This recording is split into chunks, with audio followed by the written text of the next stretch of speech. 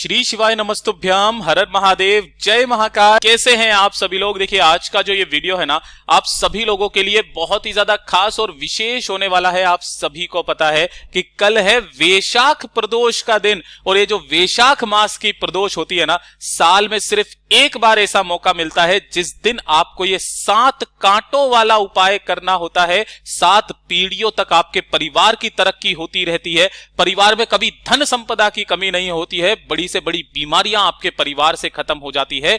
पूज्य गुरुजी की कथा से सुनकर के और समझ करके पूरे उपाय को बड़े ही विस्तार से बताऊंगा, परंतु उससे पहले आप सबसे एक छोटी सी प्रार्थना कि जो लोग पहली बार आए हैं चैनल को सब्सक्राइब जरूर कीजिएगा और वीडियो को लाइक करके देवादिदेव महादेव जी का कोई सा भी प्यारा नाम कमेंट बॉक्स में लिखना मत भूलिएगा। इस पूरे वीडियो में हम लोग 5 महा उपायों के बारे में बात करेंगे जो कि आपको इस वैशाख प्रदोष के दिन करने ही करने हैं, जिसमें से पहला वाला उपाय तो आप सभी लोगों को इस दिन करना है, 7 कांटों वाला उपाय। तो ध्यान से सुनते चले जाना, समझने की कोशिश करना। सबसे पहले बात करते हैं पहले वाले उपाय की, जो कि आपको 7 कांटों से करना होगा। कौन सा उपाय है ऐसा जो कि आपको कांटों से करना होता है सिर्फ और सिर्फ वैशाख मास की प्रदोष के दिन। एक तो कल पड़ रही है वैशाख मास की प्रदोष और दूसरी पड़ रही है 20 मई के दिन, जो कि सोमवार की ही वैशाख मास की प्रदोष है। दोनों में से किसी भी एक प्रदोष के दिन आपको यह उपाय करना है, केवल वैशाख मास की प्रदोष और किसी भी प्रदोष के दिन नहीं। अगर आपके परिवार की उन्नति नहीं हो रही है, परिवार की इज्जत मान सम्मान बढ़ाने के लिए, परिवार में खुशियों की वृद्धि के लिए, धन की आवक को बढ़ाने के लिए, सुख शांति समृद्धि के लिए आप सभी को यह वाला उपाय जरूर करना है। 1 लोटा शुद्ध जल अपने घर का, एकदम पवित्र ताजा जल आपको लेना है। कोशिश करना अगर किसी भी मिट्टी के बर्तन का जल मिल जाए तो बहुत अच्छी बात है। इसी के साथ में आपको लेना होगा 1 धतूरा। काफी सारे वीडियो वाले मैंने देखे हैं जो धतूरे के बारे में जानकारी ही नहीं दे रहे हैं, उन्होंने केवल 7 कांटों का उपाय समझा, 7 कांटे बता दिए। नहीं, आपको धतूरा लेना है 1, और इसी के साथ में जो कांटे लोगे वो कांटे कौन से होने चाहिए? बेलपत्र पेड़ के कांटे होने चाहिए।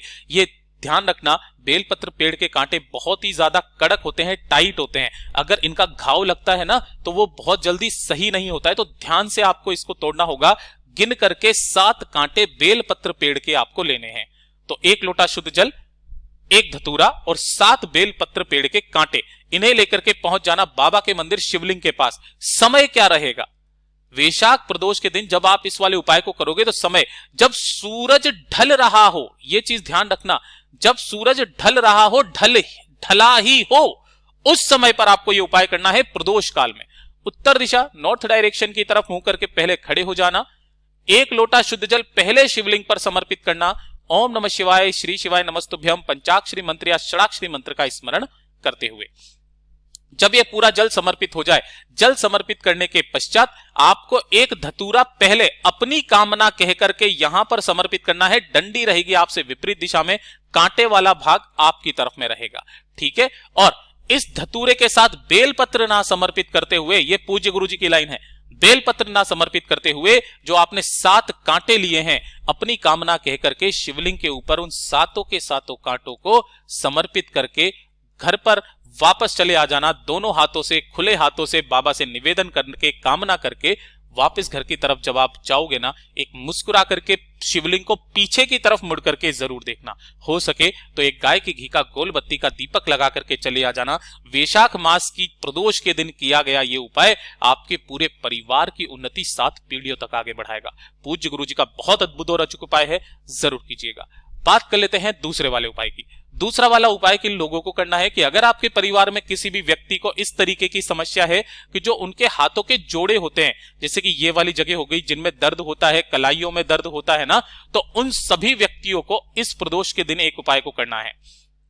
कहीं से भी अगर ये वाला फूल मिल जाए, जिसे अपराजिता का फूल कहा जाता है, तो इस अपराजिता के फूल को खोजो, है ना। 1 फूल लेना है, 1 चुटकी आपको लेनी होगी इस तरीके से पिसी हुई हल्दी, ठीक है, और 1 लोटा शुद्ध जल अपने घर का। इसे लेकर के पहुंच जाना बाबा के मंदिर शिवलिंग के पास। जैसे ही आप यहां पर पहुंचोगे, सबसे पहले आपको दर्शन होंगे नंदी बाबा के। तो जो आपने फूल लिया है, इसी फूल के अंदर 1 चुटकी हल्दी डाल करके, है ना, नंदीश्वर महादेव का स्मरण करके इस फूल को नंदी बाबा के उठे वाले पैर पर आपको समर्पित कर देना है, ठीक है, जैसे ये फूल हो गया, इसके बीच में आपने हल्दी डाली हुई है, यहां पर समर्पित कर देना। समर्पित करके 1 लोटा शुद्ध जल बाबा की शिवलिंग पर आपको समर्पित करना होगा। ओम नमः शिवाय, श्री शिवाय नमस्तुभ्यम पंचाक्षरी मंत्र या षडाक्षरी मंत्र का स्मरण करते हुए बाबा से निवेदन करके, कामना करके जब आप घर के तरफ वापस चले आएंगे ना, तब आपको इस फूल में से जो भी हल्दी है, चुटकी भर जो आपने डाली है, उस हल्दी को लेकर के अपने घर पर आना, और घर पर आने के पश्चात किसी भी नहाने की बाल्टी में उस हल्दी को डाल करके उसी वाले जल से स्नान कर लेना। जो प्रदोष पड़ जाए उस प्रदोष के दिन करना स्टार्ट कीजिए। आपके शरीर के ये जो चटकने की और ये जो हड्डियों में दर्द की समस्या है ना, हमेशा के लिए खत्म होगी। पूज्य गुरु जी का बहुत अद्भुत और अचूक उपाय है, जरूर कीजिएगा। बात कर लेते हैं तीसरे वाले उपाय की, कि अगर आपके परिवार में कोई व्यक्ति है जो कि काफी लंबे समय से बीमार है, दवाइयों पे दवाइयां खा रहे हैं, दवाइयां चेंज भी कर रहे हो, लेकिन उनके दवाइयां असर करने का नाम नहीं ले रही है, तो ये वाला उपाय या तो प्रदोष के दिन या प्रदोष के अगले दिन केवल 2 दिन किया जाता है। कहीं से भी आपको इस तरीके से बेल का फल लेकर के आना है। इस बेल के फल का अंदर का जो ये गूदा होता है ना, इस गूदे को निकालना है और किसी भी इसके अंदर आपको इसका जूस बना लेना है ना, मतलब इसको अलग से निकाल लेना है। इसे किसी भी एक तांबे के पात्र में भरना है और अलग से थोड़ा सा जल जरूर लेकर के जाना है। इन्हें लेकर के पहुंच जाना बाबा के मंदिर शिवलिंग के पास प्रदोष के दिन किसी भी समय पर। उत्तर दिशा नॉर्थ डायरेक्शन की तरफ मुंह करके आपको खड़े हो जाना है। जो आपने बेल का जूस लिया है ना, उस जूस को उस व्यक्ति का नाम और गोत्र बोल करके शिवलिंग के ठीक ऊपर आपको समर्पित करना होगा, अवधूतेश्वर महादेव के नाम से। किनके नाम से? अवधूतेश्वर महादेव के नाम से समर्पित करना। जो भी जूस बहता बहता जलाधारी से नीचे की तरफ आकर के गिरे ना, जितना रोक सको उतना आपको रोकना है। रोक करके इसे साइड में उठा करके रख देना और 1 लोटा शुद्ध जल ऊपर से आपको समर्पित कर देना है ना। समर्पित कर देने के पश्चात बाबा से निवेदन कामना करके ये जो बेल के फल का जूस आपने जलाधारी से नीचे की तरफ रोका हुआ था, इसे घर लेकर के जाना है। जब भी वो बीमार व्यक्ति दवाई खाए, उससे आधे घंटे पहले इसका थोड़ा सा आचमन करवा देना, फिर उस दवाई को खाना। वही दवाइयां अब असर भी करेगी और धीरे धीरे करके दवाइयां बंद भी हो जाएगी। पूज्य गुरु जी का बहुत अद्भुत और अचूक उपाय है, जरूर कीजिएगा। अब बात कर लेते हैं चौथे वाले उपाय की, जो कि ये परेशानी सभी के घरों में एक आम बात है। चौथी परेशानी के अंदर क्या है कि अगर आपके 2 तरीके की परेशानियां, एक तो घुटनों का दर्द और एक कमर का दर्द। घुटनों के दर्द में अगर आपके जो चिकनाहट, जो ग्रीस होती है ना, वो खत्म हो चुकी है, बहुत ज्यादा दर्द करते हैं, है ना, तब आपको ये वाला उपाय करना है। केवल ये 2 चीजों के लिए उपाय को किया जाता है। ध्यान से सुनिएगा कैसे करना है। 1 लोटा शुद्ध जल आपको अपने घर का लेना है, एकदम ताजा जल। हो सके तो 2 से 4 बूंदे गंगा जल की इसके अंदर जरूर मिला लेना। ठीक है, पहला काम आपने ये कर लिया। साथ ही साथ आपको एक बेलपत्र अपने साथ में जरूर लेकर के जाना है, जो कहीं से भी खंडित ना हो, कटा फिटा ना हो, टूटा हुआ ना हो। शिवलिंग के पास जैसे ही पहुंचोगे, उत्तर दिशा नॉर्थ डायरेक्शन की तरफ मुंह करके आपको खड़े हो जाना है। जो आपने पहले एक बेलपत्र लिया है, उस एक बेलपत्र को अपना नाम और गोत्र बोल करके अवधूतेश्वर महादेव का स्मरण करके शिवलिंग के ठीक ऊपर समर्पित कर देना। जिसकी पत्ती का मुख रहे, जो डंडी का मुख रहेगा जलाधारी के तरफ, बीच वाली पत्ती का मुख आपकी तरफ, और जो 1 लोटा जल लेकर के आए हो, शिवलिंग के ठीक ऊपर आपको समर्पित कर देना है। समर्पित कर देने के पश्चात बाबा से निवेदन और कामना करके आपको इस बेलपत्र को उठा करके घर पे लेकर के आ जाना है। और प्रदोष के दिन, कब?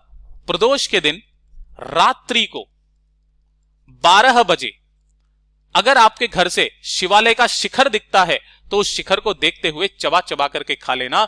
2 से 4 प्रदोष करके देख लीजिएगा, आपके घुटनों का दर्द खत्म हो जाएगा, घुटने बदलवाने की जरूरत नहीं पड़ेगी। पूज्य गुरु जी का इतना अद्भुत और अचूक उपाय है ये। अब बात कर लेते हैं 5वें वाले उपाय की।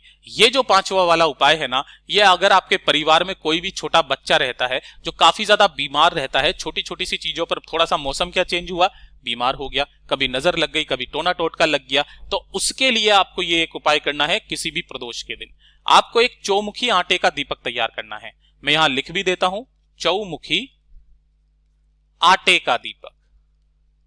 ठीक है, इस तरीके से तैयार करना, और इसके अंदर आपको 4 बत्तियां लंबी लगानी है। इस तरीके से 2 बाती नहीं, 4 बत्तियां लंबी लगानी है। इसके अंदर आप जो भरोगे, वो भरोगे तिल का तेल, चाहे काले तिल का, चाहे आप सफेद तिल का, जो तिल का तेल मिल जाए, उस तिल के तेल को आपको इसी वाले में भरना है, और कुछ नहीं भरना है इसके अंदर। तिल का तेल भरना और इस दीपक को आपको प्रज्वलित कर लेना है, जला लेना है। जला लेने के पश्चात जो भी बीमार बच्चा है, उस बीमार बच्चे के सिर से लेकर पैर तक घड़ी की सुई की दिशा में आपको 21 बार उतारना है ना। 21 बार उतारा करके किसी भी चौराहे पर, है ना, जो भी आपके आसपास हो, आपकी कॉलोनी में भी अगर कोई ऐसा रास्ता हो जहां से 4 रास्ते फट रहे हो कुछ इस तरीके से ना, तो आप वहां पर भी चौराहे पर जाकर के इस दीपक को लगा करके चले आ जाना। लेकिन ध्यान रखना, जब भी आप इस दीपक को अवधूतेश्वर महादेव के नाम से लगा करके आओगे ना, तब आपको पीछे मुड़ करके नहीं देखना है, सीधा अपने घर की तरफ चले आ जाना है। जो प्रदोष पड़े उस प्रदोष के दिन करना स्टार्ट कीजिए, बच्चे की तबियत में धीरे धीरे करके सुधार आने लगेगा। पूज्य गुरु जी के सभी उपाय बहुत ही ज्यादा खास और अद्भुत है, जरूर कीजिएगा। वीडियो पसंद आए तो लाइक जरूर करना, साथ ही साथ चैनल को सब्सक्राइब जरूर कीजिएगा। मैं आपसे मिलता हूं अगले वीडियो में, तब तक के लिए ओम नमः शिवाय, हर हर महादेव, जय महाकाल।